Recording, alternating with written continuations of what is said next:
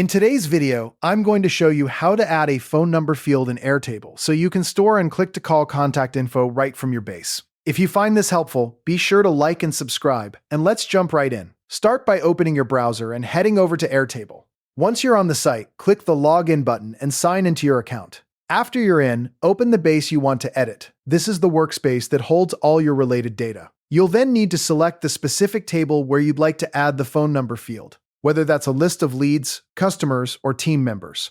Now, look at the row of field headers at the top of your table. You'll see a small plus button at the far right end. Click that to add a new field. A column will appear, and you'll be prompted to enter a field name. For example, you might type contact number or simply phone. Below the name, you'll see the field type menu. Scroll through the options and select phone number. This tells Airtable to treat everything in this column as a phone number, enabling special formatting and mobile functionality. Finally, click Create Field or Save, and your new column is ready to go. Click into any cell within that column and type in a phone number. It's a good practice to include the country code, especially if you're managing international contacts.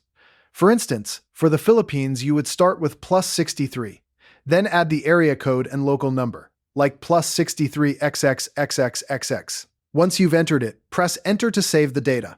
Airtable will automatically format the entry so it becomes a clickable phone link on supported devices, so on your phone. One tap dials the number directly. I'd recommend sticking to a consistent format for every entry, using the full country code and standard spacing, which keeps your data clean and easy to search.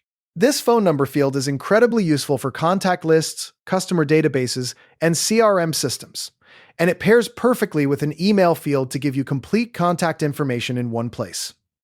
You've now successfully added a phone number field in Airtable, making your base more functional and mobile-friendly.